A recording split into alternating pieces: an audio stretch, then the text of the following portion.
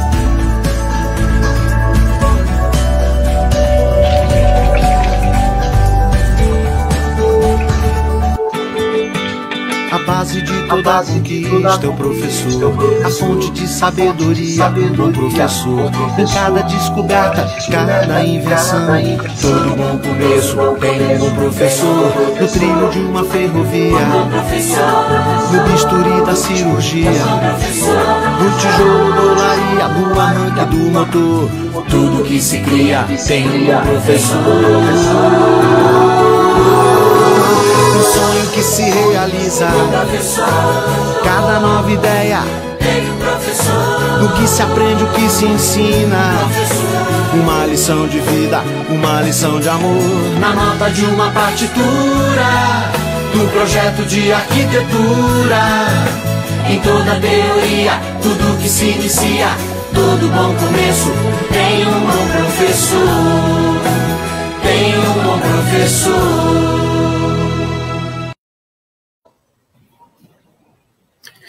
Boa tarde a todos que estão aqui presentes no primeiro Enopen. É uma grande satisfação recebê-los todos aqui. Já temos notícia que o evento já está sendo um sucesso e desde já te agradece a todos os participantes. Dá uma olhada aqui já no chat, muita gente de vários lugares do país. E uma grande satisfação, e particularmente para mim, é receber uma grande amiga aqui, que está aqui do meu lado e que vai conversar com a gente daqui um pouquinho, a professora Andréa Dalcin, está em Porto Alegre, é da Federal do Rio Grande do Sul, mas é uma grande parceira, companheira, já esteve conosco em Barra do Bugres, aqui na Lida, a gente trocou muita experiência, então é uma grande satisfação para mim e para todos os colegas da Unemat, que teve essa oportunidade de trocar muita experiência com a Andréa, e para a gente hoje aqui é uma grande satisfação. E a gente tem maior satisfação ainda de dizer que, mesmo à distância, a gente está junto e nessa mesma concepção de uma educação melhor a cada dia. E hoje a professora Andréa trouxe um tema que é pertinente para todos nós. E, André, eu quero te dizer que o tema seu é tão pertinente e também uma informação que a gente gosta, eu estou repetindo ela sempre, é que mais de 2.000 pessoas participando, 70% são professores da escola básica. Então, particularmente para a gente é um orgulho de ter esse público especial, que não é comum em outros eventos, né? E isso é talvez um benefício, se tiver algo de bom nessa pandemia, talvez esse é um deles, né? Que a gente tem essa satisfação de ter e aprender com esse público que às vezes fica bastante distante devido à atividade. E eu não vou dispensar a apresentação e vou passar a palavra para a professora Andréia, e aí ela vai falar também um pouco do que ela faz em Porto Alegre, e só um pouco do currículo. A Andréia é professora no Rio Grande do Sul, na Federal do Rio, e mãe do Felipe e do Lucas. É um dos currículos dela que ela preza muito, e eu passo a palavra para ela. Então, boa tarde a todos, todas. É uma alegria muito grande estar aqui com um velho amigo, Adailton, com quem eu aprendi muito nesses anos de Mato Grosso. Acabou de passar aqui o meu currículo, né, o Luca, aqui, Cuiabano, é verdade. Tem um paulista, tem um cuiabano, nasci no Rio Grande do Sul e moro hoje no Rio Grande do Sul, né? Meu marido é catarinense, então a gente é do Brasil. Acho que a questão é enxergar realmente a educação como de todos nós, em todos os lugares e para todos, né? Então, assim, estar junto com o pessoal do Mato Grosso, principalmente que está organizando o evento, é uma alegria, né? Rever pessoas, conversar com amigos e compartilhar ideias e experiências, né? Muito bom saber que a maior parte da plateia são professores de escola pública. Eu fiz a fala pensando neles, pensando em vocês, a partir de umas experiências que a gente vem tendo aqui, e em parte também que eu vivenciei ao longo da minha trajetória como acadêmica e como professora de educação básica, que fui por mais de 10 anos. Então, eu acho que eventos como esse têm espaço, e hoje, como diz o Adailton, em função, talvez, da pandemia, um dos aspectos positivos, porque tudo tem lado ruim, mas tem lado bom também, a pandemia está dando a oportunidade da gente conversar mais e se aproximar mais dos professores de educação básica, porque, nesse momento, talvez muitos deles, se estivessem num evento convencional, estariam em sala de aula, não teriam condições de estar aqui. E agora, com a pandemia, tendo que essa flexibilidade de tempo e de formas de trabalho, é possível a gente estar mais próximo, é possível a gente compartilhar. Então, nesse sentido, eu acho extremamente importante esse evento, agradeço o convite e estou ouvindo pelos bastidores que ele está realmente sendo um sucesso. A minha fala, em geral, assim, eu sou professora, então, há muito tempo, na área mais de educação matemática, mas eu trabalho muito com formação de professores, e o campo de pesquisa, principalmente, é História e Filosofia da Educação Matemática, no diálogo sempre com a escola e com a formação de professores, tá? Tive uma passagem também por Educação do Campo, e, enfim, muitos anos já de trabalho. A minha fala, eu vou dividir ela em 3 momentos. Primeiro, eu queria falar um pouquinho sobre a questão histórica, o que são esses laboratórios de matemática, que a gente chama de laboratórios de matemática, como é que essa ideia foi sendo testada. Isso é algo que eu venho pensando, não escrevi sobre isso, é algo que a gente ainda vai ter que estudar um pouco mais, porque não existe esse histórico, né, mais sistematizado. E por que eu falo isso? Porque a gente vai apresentar um projeto que eu venho desenvolvendo com um grupo de professores e alunos e professoras de escola básica aqui de Porto Alegre, que depois eu vou falar um pouco mais. E é importante, então, para contextualizar esse projeto e provocar vocês que estão aí assistindo a pensar sobre se hoje é pertinente ou não um laboratório de matemática. E aí, dentro dessa perspectiva do projeto, trazer algumas reflexões sobre esse espaço que a gente está chamando de laboratório de matemática, como um espaço de convivência de múltiplas linguagens, de muita discussão, e aí eu faço uma diferenciação entre experimento e experiência. É um pouco do que a gente vai discutir hoje, e no final, então, abre para debate, caso haja alguma pergunta, alguma questão que vocês queiram colocar, e a ideia é talvez abrir uma discussão, se for possível, dentro do nosso tempo, tá bom? Então, vamos lá. Primeiro, essa discussão de falar laboratórios de matemática, ela não é uma novidade. Muita gente acha assim, vou fazer uma grande coisa e fazer um laboratório de matemática. Não, na verdade, isso já vem, no mínimo, há uns 150 anos, que a gente sabe que existem exercícios de criação de laboratórios de matemática. Só que eles vão mudando o nome, vão mudando a intenção, mas tem coisas que permanecem. Uma delas é que, quando a gente fala laboratório de matemática, logo vem a ideia de materiais didáticos, né? E aí eu coloquei 2 imagens aqui, que são do final dos 1800, início dos 1900, que é a Maria Montessori na Itália. Você deve ter ouvido falar, Maria Montessori é uma médica italiana, né? Primeira médica, a primeira professora, uma mulher, né, que fez medicina na Itália, e que dedicou boa parte da sua vida a estudar os processos de ensinar e aprender com crianças pequenas. E dentro desses estudos, ela vai desenvolver uma série de materiais didáticos que vão ser usados para trabalhar matemática, né? E que hoje a gente usa, e muitos deles a gente não sabe que são materiais montessorianos, né?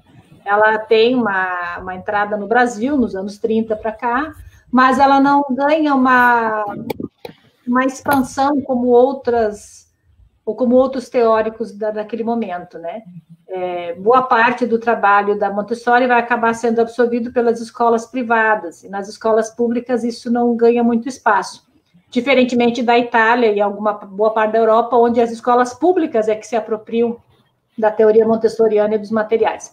E essas 2 imagens, eu preparei mais imagens do que textos, porque acho que online fica melhor para a gente conversar. Algumas coisas que chamam a atenção, que vocês podem olhar, que as crianças, elas não estão todas sentadas uma atrás da outra, e também não estão na mesma mesa em grupinhos, elas estão espalhadas, sentadas no chão, conversando, alguns estão caminhando, tem vários tipos de materiais ao mesmo tempo, e ao mesmo tempo materiais diferentes, não é o mesmo material que todas manipulam. E isso é algo extremamente interessante, quando a gente imagina e fala lá do passado, parece que a gente só vê aquela sala de aula, todo mundo sentadinho, né, disciplinado, com medo de levar a palmatória e tal. E a gente vê que não é bem assim, né, que houve momentos na nossa história onde essa ideia, que agora está na moda de novo, né, a metodologia ativa, já esteve presente, né, assim como os materiais, assim como a própria organização do espaço da sala de aula. Não existe esse padrão, sempre foi assim. E isso a gente aprende olhando para a história. Então, só para provocar vocês a olhar, que laboratório de matemática já houve. Só que em algum momento, depois desse final dos 1800, 1900, pode passar, Márcio, até por conta do avanço um pouco dessas ideias positivistas que chegou ao Brasil, a gente vai ver uma relação muito forte entre os laboratórios sendo meio que absorvidos pelos laboratórios de história natural.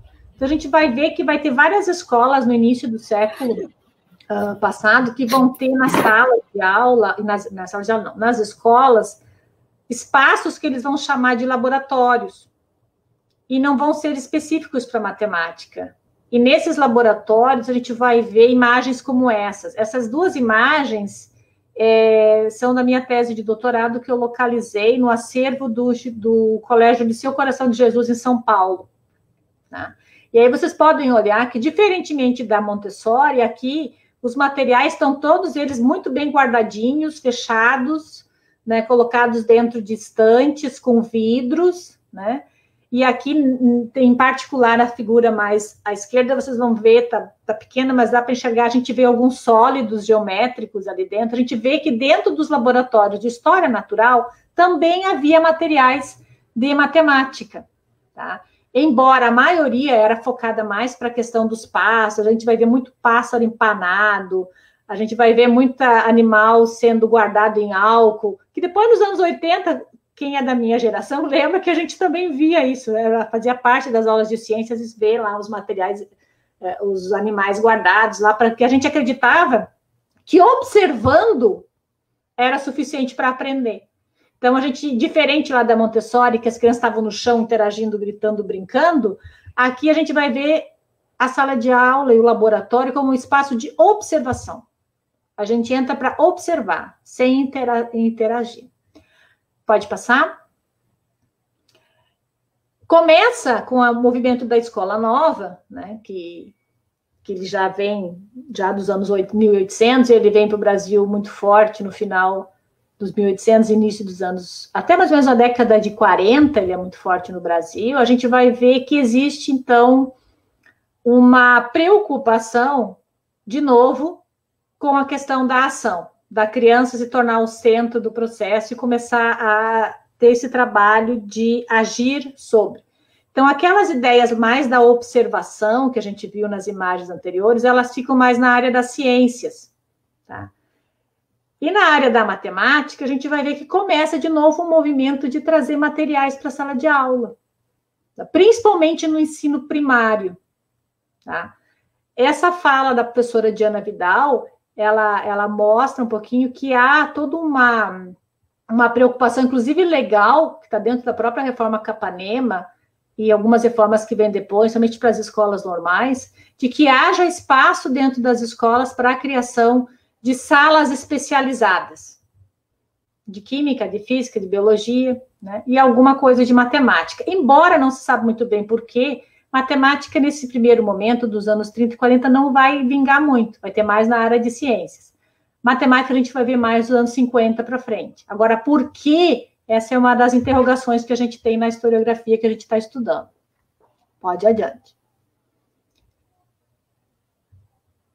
O que a gente observa, então, esse é um exemplo de laboratório na década de 50, que a gente estudou e descobriu aqui no Rio Grande do Sul, é que os laboratórios de matemática eles começaram a estar muito presentes nas escolas normais. O que são essas escolas normais? São as escolas que formavam as professoras primárias. Professoras e professores, né, para atuar nos anos iniciais, tá, no ensino primário na época. E aí várias escolas criam seus laboratórios, e aí olha que interessante, eles deixam de ser pensados para as crianças mexerem, mas passa a ser também o espaço para os professores aprenderem. Então, por exemplo, esse laboratório aqui, que tem a fotografia, foi tirado de uma revista do ensino aqui do Rio Grande do Sul dos anos 50, essa reportagem já é anos 60, onde tem uma cena que é a professora Odila Barro Xavier, que é aquela senhora que está no meio, trabalhando com as normalistas ali, olhando materiais, aprendendo materiais. E a gente estudou mais a fundo esse laboratório, e a gente percebe que boa parte desses materiais, eles tinham já uma influência construtivista. A gente vai ver a influência do Piaget. Então, vai ver muito material que começa a vir nos anos 50, tem influência mais do Piaget e do Dienes. O Dienes, que é uma referência na matemática moderna, que é o próximo slide, pode passar. O Dienes, ele é um canadense que ele começa a se preocupar muito em ensinar matemática para os pequenos, tá? Mas na perspectiva da matemática moderna. O que é matemática em síntese? Assim, que eu podia falar uma tarde inteira de matemática moderna, mas em síntese. Matemática moderna, a preocupação principal é você trabalhar os conceitos matemáticos e ensinar matemática na perspectiva de aprender as estruturas matemáticas. E as estruturas matemáticas, elas são lógicas, elas são geométricas, elas são algébricas, e eu tenho, para trabalhar essas estruturas, que ter essa interação, esse movimento, essa ação, essa atividade. E é interessante que quando a gente fala da matemática moderna, a gente só fica com aquilo que teve de ruim, né? Que foi o excesso de conjuntos, uma preocupação muito com a álgebra, mas principalmente para os anos finais, fundamental e secundário. E a gente, às vezes, esquece que ela teve uma contribuição muito interessante para os anos iniciais, porque, principalmente com o Dienes, se trabalhava muito a experimentação. Aqui tem uma criança, por exemplo, que está trabalhando com um caleidoscópio ali. Então, a gente vê que era a construção de objetos, né, de fazer os exercícios de reflexão, né, de rotação, as simetrias, né, que agora está de novo na moda com a BNCC, mas naquela época já se trabalhava muito, as crianças no chão, para aprender a pensar matematicamente, tá? A pensar com alguns critérios e a desenvolver alguns conceitos que depois poderiam ser trabalhados para compreender não só o conceito de número, mas todo o processo de construção da própria matemática. Essas atividades aqui, por exemplo, elas vão sendo feitas de tal modo que a criança chega até a discutir questões complexas, como o conceito de grupo, o conceito de anel, lá da álgebra, só que de uma forma totalmente lúdica e na ação. Então, aqui você vê que o laboratório de matemática, essa coisa da ação, ela não está na sala de aula mas ela está em qualquer lugar, ela está no pátio da escola, ela está dentro da sala, é a ação que está acontecendo. Mas, ao mesmo tempo, existe também um laboratório que fica ali, principalmente dentro das escolas normais, para ensinar as professoras a como ensinar matemática. Depois a gente vê que nos anos, isso estou falando da matemática moderna, nos anos 60, 70, nos anos 80 parece que tem um silenciamento dos laboratórios. A gente praticamente quase que não ouve mais falar. Permanecem alguns laboratórios nas universidades, ainda com essa ideia de que eu vou usar os laboratórios para ensinar matemática, e aí eu me lembro da Unemat, acredito que deva ter o laboratório lá ainda, né, Ailton? Porque era um dos lugares que, quando eu cheguei, me chamava a atenção que a gente tinha um belo de um laboratório de matemática. E ele era pensado para ser um espaço onde os professores iriam aprender a como ensinar matemática. Mas nas escolas praticamente não tinha laboratório de matemática. Então, nos anos 80, os anos 90, as escolas passam a não ter mais esse espaço. Mas nas universidades ele permanece, é interessante observar isso. Aí uma hipótese que eu tenho, que eu estou estudando um pouco isso, é que provavelmente as escolas abriram mão dos laboratórios de matemática para instituir os laboratórios de informática. Porque é bem nesse período dos anos 80 que começa os grandes projetos, né, para trazer os computadores para as escolas. E aí a gente vai meio que misturando as questões do computador com as questões da matemática, a tecnologia sendo incorporada à matemática. E toda aquela parte da ação, da atividade, do material, vai sendo largado um pouco de lado e vai ficando muito o computador. Ou pior, ou nada. Que é o que a gente vai ver, que a escola passa só a ter lousa e giz. Então, assim, o professor se foca na aula de matemática mais na sala de aula e entende, e aí faz essas associações equivocadas, que isso é ensino tradicional. Não, o que é ensino tradicional? Eu só estou dizendo que tem vários outros momentos que não houve essa conexão direta entre ensinar matemática, lousa e giz. A gente ia para a rua, a gente brincava, a gente fazia laboratórios, não há um padrão, sempre foi assim, ou toda a escola é assim. Mas, de qualquer modo, esse computador que aparece aqui, não sei se alguns de vocês lembram, eu encontrei há pouco tempo um que eu nunca tinha visto. A gente ficou umas 2 horas para conseguir abrir, porque ninguém descobriu como é que abria, que ele é uma caixinha fechada e para abrir é uma manobra toda, uma engenhoca, que eram os computadores daquele projeto UCA, né, um computador por aluno. E aí, essa foto aqui do lado, eu me lembro logo das escolas do Mato Grosso, né? As escolas que as crianças sentam na rua, ainda tem um espaço legal de convivência, e que me lembrei, enfim, selecionei essa em vez de uma escola de um laboratório convencional, para dizer o quê? Que os computadores, eles chegam nas escolas, eles vão ocupando todos os espaços, né? E nem espaço nenhum, né? Tanto que hoje, que a gente precisaria muito deles, a gente percebe que as escolas não têm computador. E que as crianças não têm computador. Então, hoje é uma incógnita. Eu botei esses pontinhos todos, porque assim, a gente está numa fase muito interessante para ser analisada. Porque ao mesmo tempo que a gente já avançou tanto, a gente teve tantos estudos trabalhando a questão da ação, da atividade, do processo de aprender, dos materiais, da tecnologia, do computador, de repente a gente se pega agora numa situação onde a gente parece que tem tudo e não tem nada. A gente percebe que muitas crianças não têm computador, não consigo dar aula sem o computador, muitos professores não têm. Ao mesmo tempo, aqueles materiais todos que a gente tem também parece que foram se perdendo. Então, assim, é um vácuo que a gente está agora, que a gente precisa pensar um pouco mais, né? De olhar para o passado e ver o que a gente perdeu, o que a gente pode recuperar, e projetar um futuro um pouco melhor, sabe? E aí vem as esperanças que a gente tem. E uma das esperanças é o investimento numa releitura dos laboratórios, que é algo que eu venho me dedicando junto com um grupo de professores da URGS, desde que eu estava na coordenação do PIBID.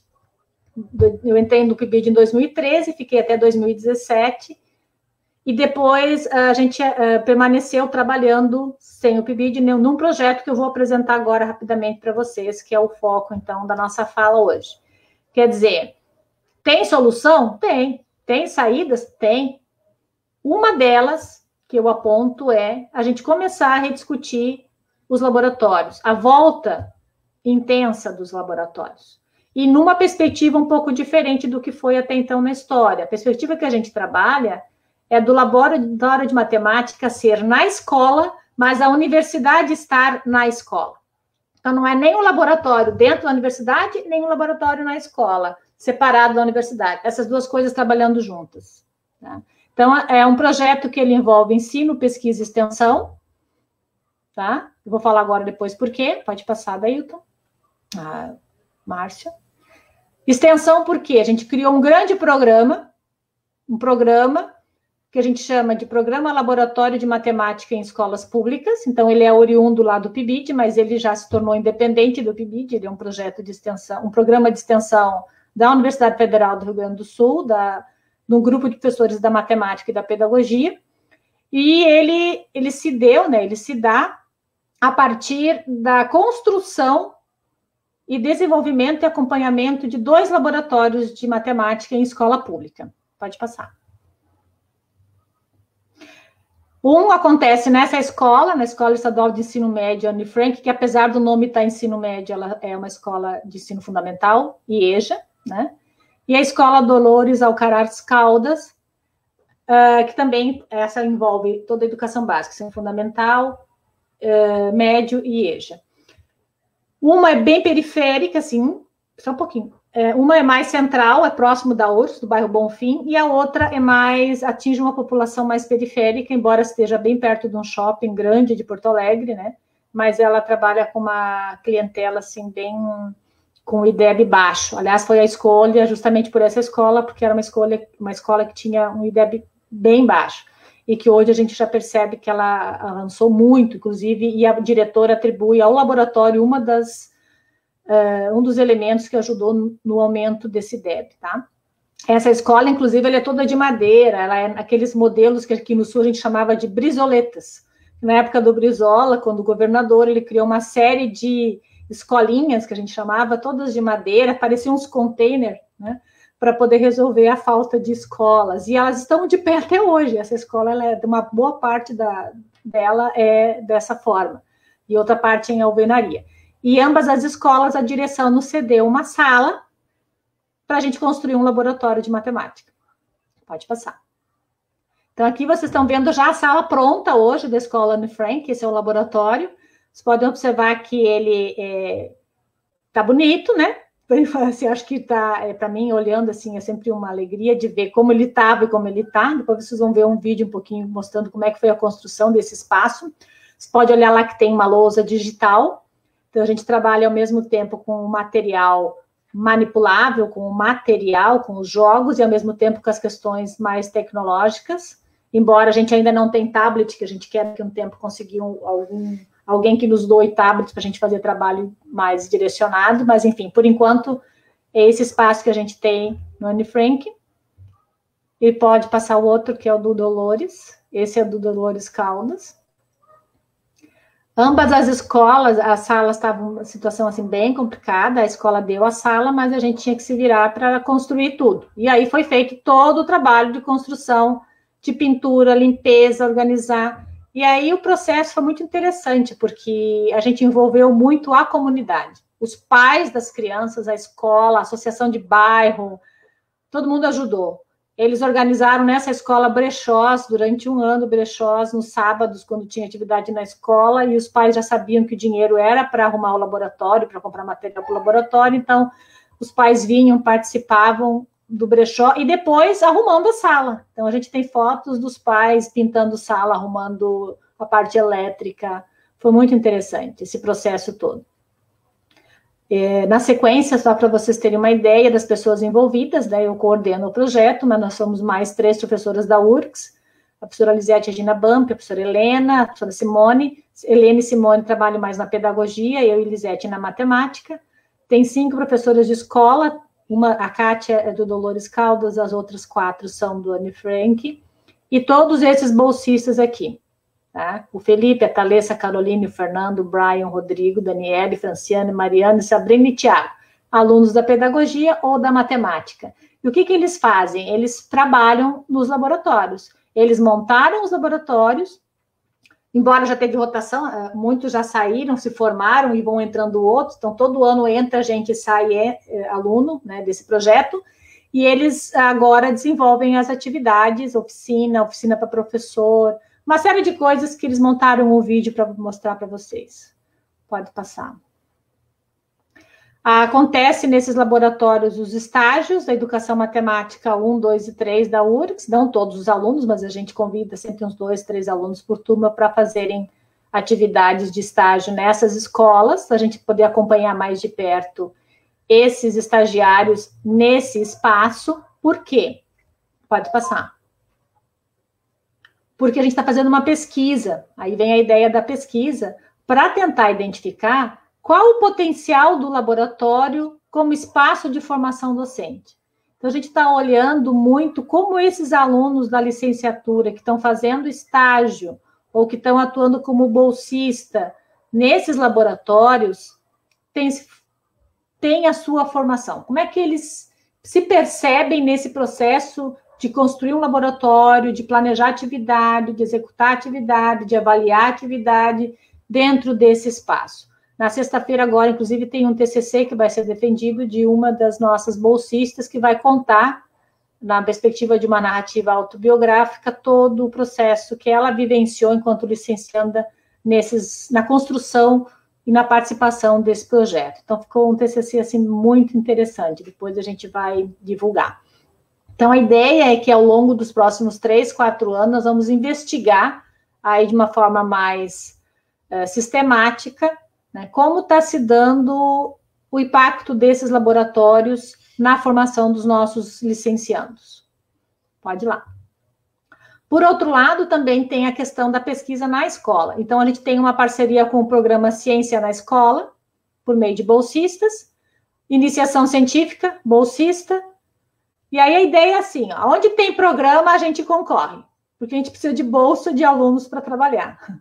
Então, a gente vai agrupando, assim, é muito interessante, a gente vai trazendo vários projetos diferentes e vai tentando relacionar os projetos entre si para poder tocar o laboratório. E ele, então, ele é praticamente 100% mantido por alunos bolsistas, oriundos dos programas que existem, tá? Iniciação científica, extensão, o Bienque, já tivemos o Bipop, e aí vamos indo. O que aparecer, a gente concorre. Pode passar. O que acontece nesses laboratórios? Tem as oficinas, eventos, palestras, projetos e o clube de matemática, que tem uma professora que está muito envolvida com o clube de matemática, tem uma vinculação com o pessoal lá da USP, e ela está desenvolvendo também esse projeto junto, vinculado ao programa de laboratório. Pode passar. Eu queria passar para vocês esse vídeo, só para vocês terem uma ideia dos bolsistas falando e do que é a experiência do laboratório para eles. Vamos ver se conseguimos passar.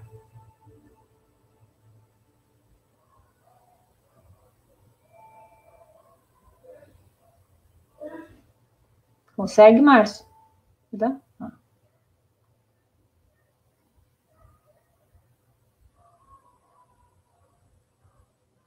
Tá sem som?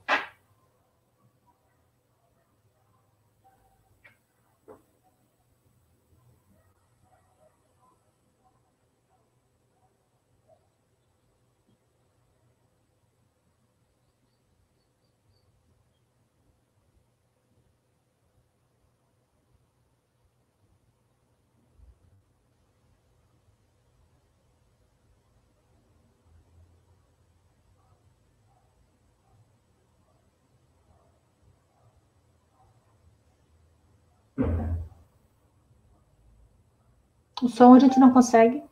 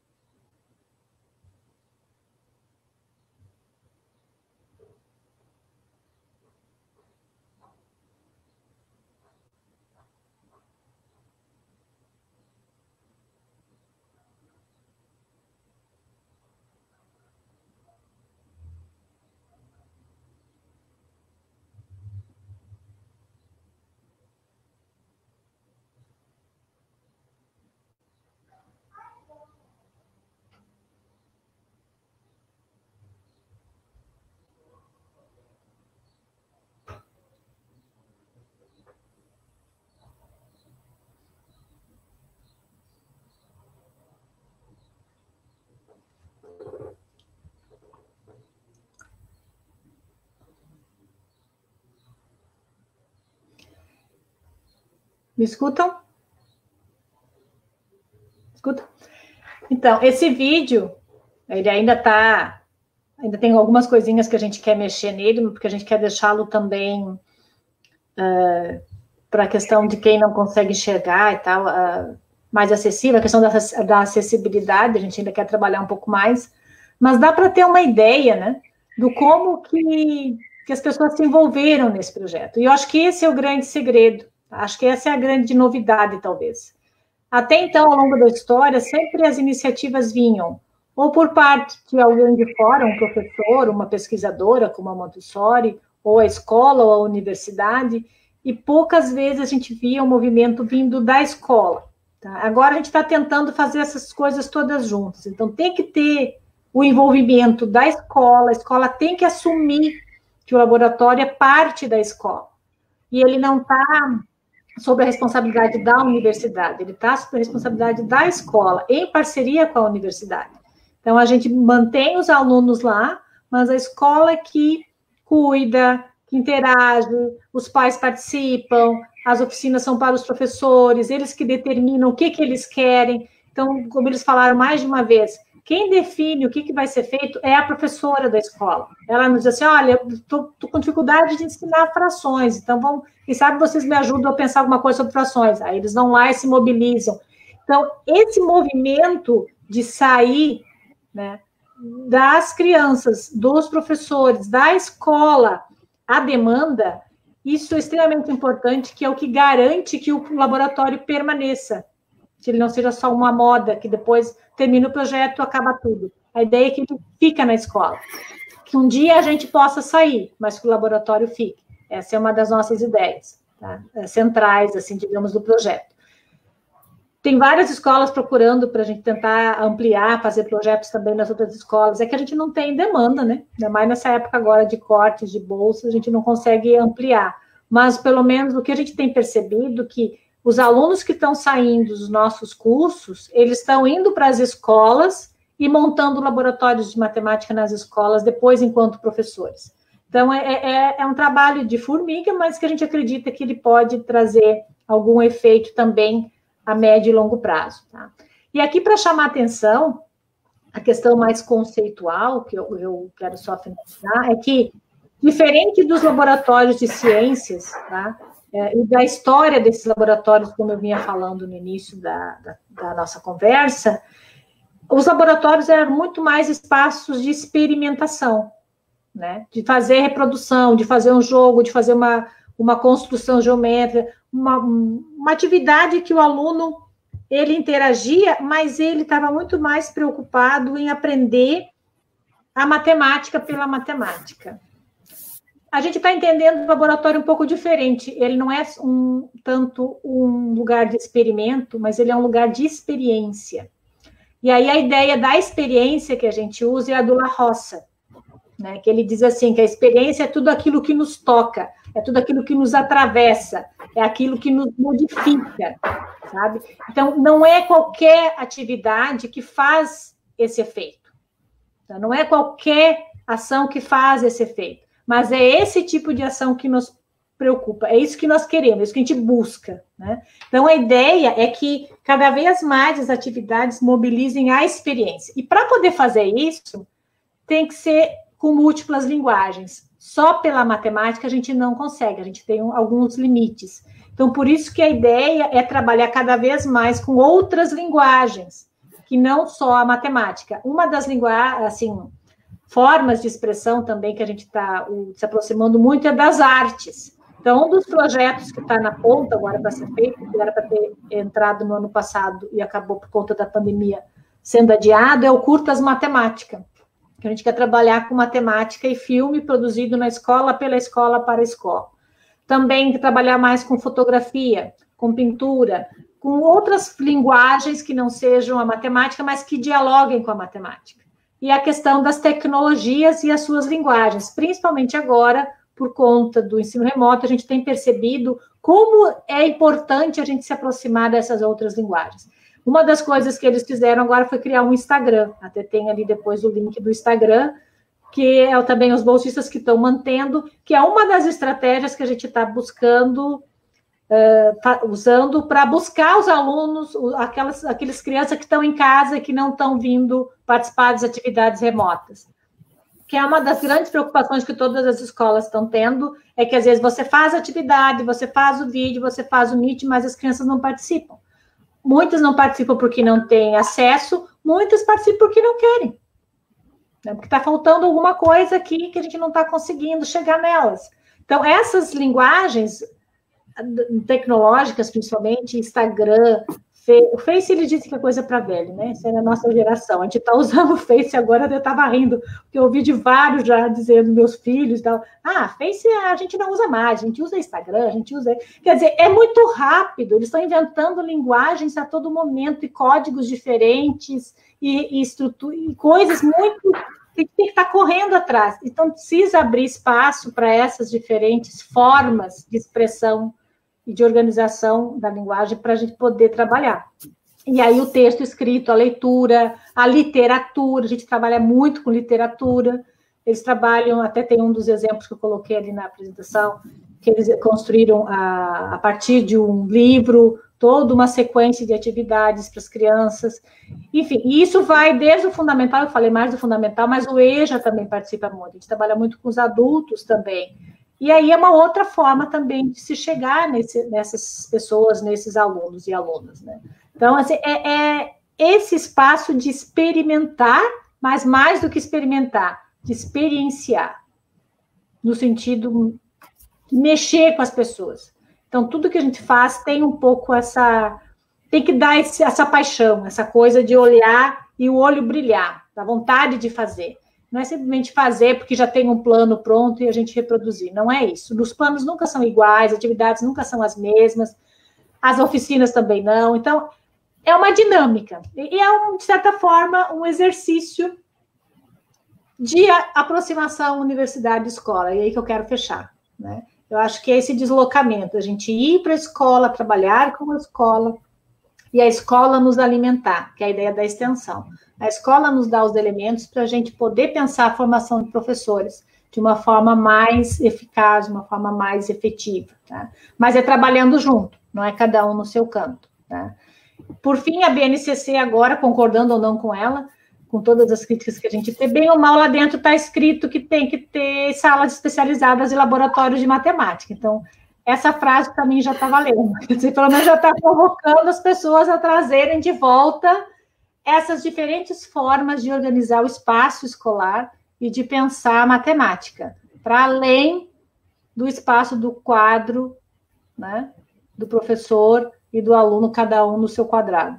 Mas a gente ampliar isso e, se for preciso sentar no chão, a gente senta, se for preciso deitar, sabe? Se for ir para a rua, fazer um tangram do tamanho gigante, como eles fizeram uma vez, e todos foram para a rua trabalhar com as crianças, a gente precisa disso, a gente precisa de experiência. A escola tem que ser uma boa experiência. Os alunos têm que ter boas experiências com matemática. É nisso que a gente acredita e é isso que eu tenho defendido. Eu acho que, em síntese, a minha fala era isso, e agora eu queria ouvir um pouquinho se tem alguma questão, Adailton, porque se você me conhece, deixar eu falar a tarde inteira. Tudo bem. E a gente gostaria de ouvir a tarde toda, infelizmente a gente não tem todo esse tempo, mas é uma temática que nos mexe, todos nós, professores, eu acredito que todo mundo está aqui no chat falando, e aí vou só dar uma panorâmica de onde estão falando, de Minas Gerais, São Paulo, Mato Grosso, lógico, é óbvio que a maioria do Maranhão, Goiás, Rio Grande do Sul, seus patriarcas estão aí próximo de você, está muito ativo em Rio de Janeiro, Paraná, Bahia, Mato Grosso do Sul, Acre. Então, essa dimensão já dá uma tônica para a gente pensar que é uma temática que você colocou recorrente, a questão do laboratório. A gente teve esse baixa na história aí, mas agora me parece que ela volta à tona essa discussão. E não tem pergunta específica, mas tem muitas questões que são colocadas que faz eu te devolver a palavra daqui a pouquinho, no sentido dessa questão de que a experiência que vocês estão desenvolvendo, que traz aqui para compartilhar com todos nós, é que vai ao encontro do que a gente está discutindo muito. parar de fragmentar extensão, pesquisa e ensino. Isso é coisa que inventaram uma mente que não era tão brilhante, separar coisas que são inseparáveis. E o laboratório convoca para essa questão. E aí eu digo mais, alguém até colocou aí, que dá uma autonomia para todos, igual a experiência de vocês, aluno, professor, comunidade estudantil de forma geral e a universidade, no mesmo nível, quando se pensa no laboratório, porque não tem nada pronto dentro do laboratório, estão se reinventando. E eu acho que o momento atual é esse mesmo, a gente reinventar esses modelos que a gente tinha como muito seguro, e o momento convoca a gente para isso. Mas eu gostaria de que você voltasse, que tem uma aluna que falou alguma coisa, a Renata Barros, que você trouxe muitos questionamentos para a pesquisa dela, tá? Eu acredito que ela está desenvolvendo pesquisa, não sei qual, se é na pós-graduação, que tipo de pesquisa que ela está desenvolvendo, mas que você, traz essa questão. E aí eu gostaria que você voltasse um pouquinho e falasse dessa reinvenção desse lugar. E nessa reinvenção, nesse sentido mesmo, que dá autonomia, igual no depoimento, não tinha o som, mas a gente estava lendo, que eles se sentindo com muita propriedade, que eles estão comandando, eles estão fazendo, e a gente perde aquele lugar, assim, que a universidade está indo lá fazer, que é uma visão muito errônea. A universidade não sabe nada. Acho que a universidade tem que ir para a escola básica para aprender com essa experiência sua, traz isso. Eu queria que você voltasse um pouquinho nessa questão do colaborativo, que não tem o dono, mas todo mundo tem autonomia de colocar. Eu acho que essa é a grande questão. A gente realmente faz o trabalho de orientação. Eu me sinto uma orientadora. A escola traz a demanda, os alunos correm atrás para pensar como é que vão dar conta, e a gente vai balizando. Né? A gente vai dizer, olha, mais por aqui, né? Isso aqui eu já li, tem uma coisa lá, lê tal coisa, né? Escreve, e a gente revisa muito a parte da escrita, né? O nosso trabalho mais é ajudá-los a organizar as ideias, que eles têm muitas ideias, mas às vezes não conseguem colocar isso no papel. E uma das exigências que a gente tem no projeto é que eles têm que participar de evento e têm que publicar. Né? Por quê? Porque não tem jeito, gente. Quem não é visto não é lembrado. Então, tem que divulgar. Né? Por isso, também, uma das questões que eu estou aqui hoje, quando o Márcio me convidou e eu vi que o tema era educação básica, ela disse, é um bom espaço para a gente divulgar. Por quê? Porque a gente tem muita experiência boa sendo desenvolvida ao longo desse interior desse Brasil, só que as pessoas não têm o hábito de escrever, têm dificuldades para fazer isso de uma forma acadêmica, isso não é uma coisa simples, não é uma coisa natural, não é porque eu fiz uma faculdade que eu consigo fazer um artigo, assim, não existe essa conexão. Então, o papel da universidade é muito mais de orientar e de apresentar possibilidades para quem está lá fazendo. Né? E incentivar que façam, né? Que façam. Acho que se a gente começa muito com essa ideia de que, né, como tu falou agora, Dailton, nós aprendemos na universidade, ensinamos, não funciona, a gente sabe que não funciona. Não está dando certo. Principalmente na formação de professores, onde é que a gente percebe que eles criam realmente autonomia? É lá no fazer, né? Mas não é simplesmente deixa lá que se virem. Não, tem que acompanhar, tem que estar junto, tem que cobrar, tem que olhar a escrita, tem que provocar, né? Porque eles passam também, assim como os professores nas escolas, às vezes passam por momentos assim de repensar, né, o que estão fazendo, os alunos de licenciatura também fazem isso, e muitos abandonam o curso. A gente tem uma evasão muito grande nos cursos de licenciatura por N motivos. E eu tenho percebido que essa atividade mais próxima na escola, por meio do laboratório, tem ajudado na permanência dos alunos na graduação. Sabe? Tem ajudado, inclusive, na questão da evasão. Né? E a questão dessa articulação, ensino, pesquisa e extensão, é uma questão conceitual e é uma questão prática também. Porque nós temos que nos virar sempre, enquanto professor de universidade, para dar conta dessas três coisas. E a gente tende a separar.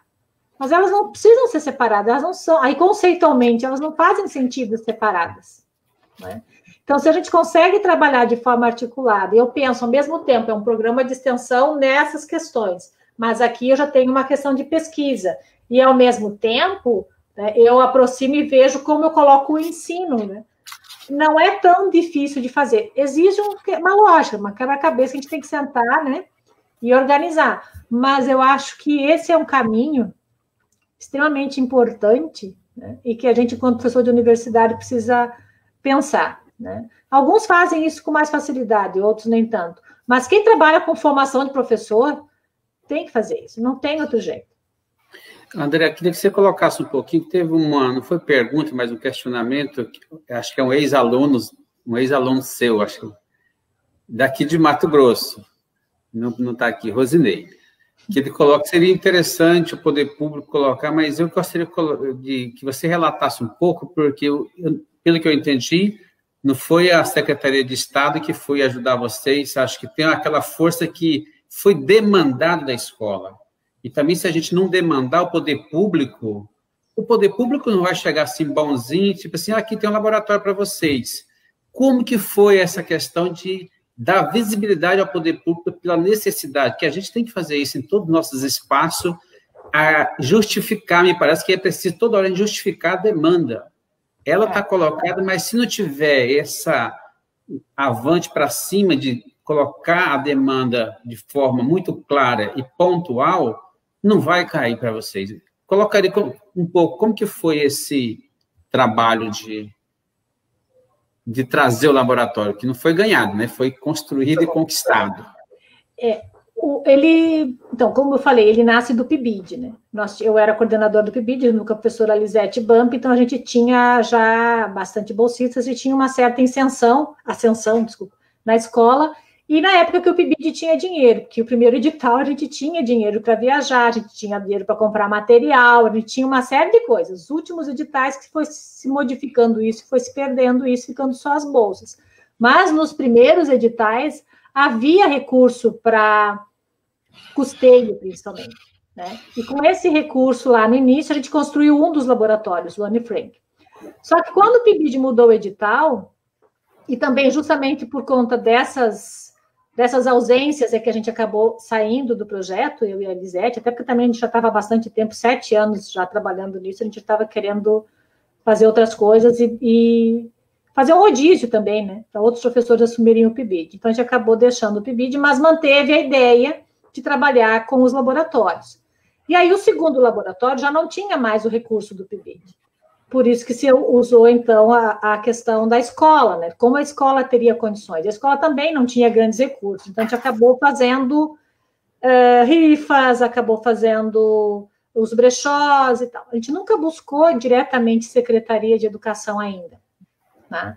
Porque a gente entendia que tinha que tentar montar os projetos e mostrar o que a gente estava fazendo, para daí...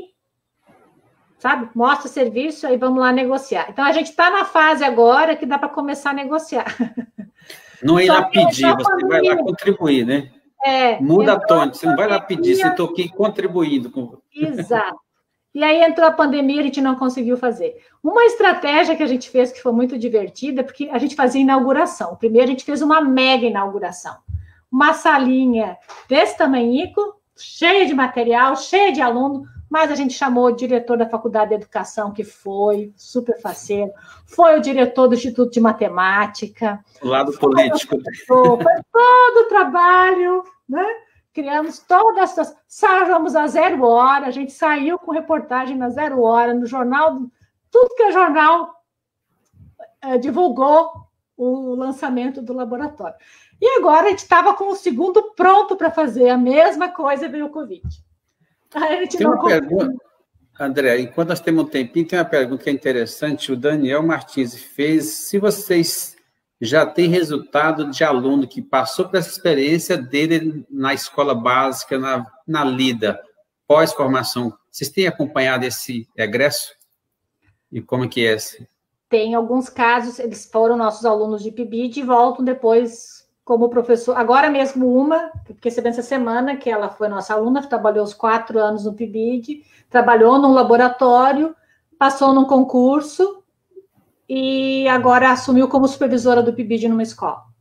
Então, ela vai, é uma continuidade. Muitos vão para o mestrado, né? Terminam a graduação e engatam no mestrado, e aí acabam desenvolvendo algum tipo de trabalho a partir do que aprendeu, do que vivenciou lá no laboratório. Ou seja, estão sendo contaminados pela essa... Exato, exato. Então, a gente já tem uma quantidade, assim, não ainda tão grande, mas, assim, já tem elementos, assim, para começar a olhar como é que isso está se ampliando, né, se disseminando. Alguém perguntou a questão teórica, tá? Eu falei da Montessori, mas a gente, na verdade, não usa a teoria montessoriana como pressuposto. É que a ideia da Montessori é no sentido do histórico, para retomar, né, um pouco essa ideia dos laboratórios lá atrás. A gente não usa um referencial teórico, a gente trabalha com vários, tá? A gente não tem... Porque cada professora que está no projeto, às vezes, tem uma determinada linha. Então, tem alguns que trabalham mais com a filosofia da diferença, com Deleuze e tal. Eu trabalho mais com história e filosofia. A professora Simone trabalha com a teoria da atividade, ou trabalha mais com a questão da etnomatemática, a Helena. Então, a gente tem uma pluralidade de ideias que vão entrando e saindo dos movimentos conforme a situação vai demandando. Então, a gente não tem uma linha, tá? O projeto tem, assim, alguns conceitos chaves, como eu falei, ideia de experiência, né? Que esse é um conceito, então, do La Roça, que trabalha mais dentro da ideia da filosofia, né? E tem alguns trabalhos, dependendo do trabalho, a gente vai se aproximando mais do pessoal da tecnologia ou da filosofia, enfim. E agora, algumas coisas em relação a artes, para poder justamente criar as atividades de uma forma mais interdisciplinar, enfim. Mas a gente não usa muito a ideia de interdisciplinar, porque a gente parte do princípio que essas coisas todas estão juntas, não precisa estar tantos nomes, né? A gente faz a coisa acontecer e a teoria vai sendo mobilizada conforme o projeto, conforme a atividade. Aí a gente vai trazendo de uma forma mais plural um pouco. Não tem uma linha, assim, de sustentação única, tá?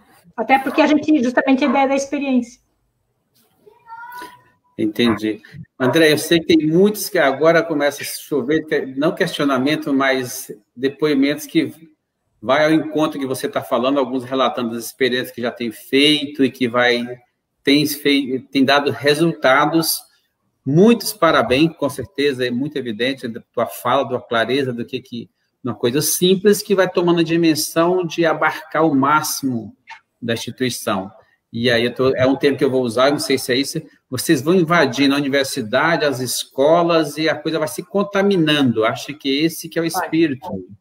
Então, eu queria muito, a gente poderia ficar aqui a tarde toda falando dessas experiências, mas eu queria muito te agradecer a todos que estão ali presentes, e dizer que é uma satisfação muito grande de rever aqui nesse espaço, e sempre aprender contigo. Isso eu sempre falo. Com o André aprendi muito também, não é só o que você falou no início, mas aprendi muito. Eu gostaria de agradecer e te devolver a palavra para você fazer seus comentários finais e agradecimento, e aí a gente encerra na sequência. Mas desde já agradeço muito, a comissão também fica grata. E muitos ex-alunos seus aqui estão comentando de uma satisfação de te rever. Amigos de outra jornada, o William, por exemplo, professora Rosane está falando também, já deu um alô para você aqui no início. Então, aqui a gente está no mundo, o mundo todo está nos vendo. Então, eu queria te devolver a palavra para agradecer também. Não, eu tenho, assim, uma alegria muito grande estar aqui. Eu que agradeço, né, a parceria, a lembrança também, né? Sabem que como eu disse, eu estou aqui, mas eu sou do Brasil. Onde eu me chamar, eu estou indo, porque eu acho que a gente precisa desse movimento. Isso faz bem, né? Assim como para os alunos, para nós também. Circular, oxigenar, experimentar coisas novas, acho que é isso. E, assim, esse projeto, ele é muito apaixonante. Então, eu espero que vocês também tenham se contagiado um pouco com essa ideia e comecem a pensar, né, da gente ocupar esses espaços. Às vezes as escolas têm espaços ociosos, às vezes os professores estão muito cansados dessa rotina, né, que é dura, e às vezes a gente acha que precisa de muito recurso para fazer as coisas, e não precisa, não é verdade. Então, olha, vou ser bem sincera, o último, em termos de valores, assim, acho que foi R$1.000 e poucos, eles compraram o que precisavam, o restante tudo foi doação. Então, a gente não precisa de grandes recursos para fazer esses espaços.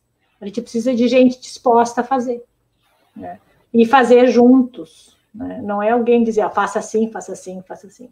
É fazer junto e com foco, né? Então, não demanda tantos recursos, não demanda tanta formação, demanda querer fazer. Eu acho que a gente precisa disso, a gente precisa até para a gente se animar, de poder pensar. E agora de forma virtual, então agora o foco é as atividades virtuais. Estão fazendo muita coisa online, aprendendo a fazer muita coisa usando as plataformas, né? Porque a rede estadual do Rio Grande do Sul adotou o Classroom, então eles estão aprendendo a mexer e como trabalhar e como inserir coisas e produzir vídeos, enfim, e materiais, adaptar materiais tipo Tangram e outros jogos que já tem muitos aplicativos, mas que a gente pode fazer isso de forma virtual, enfim.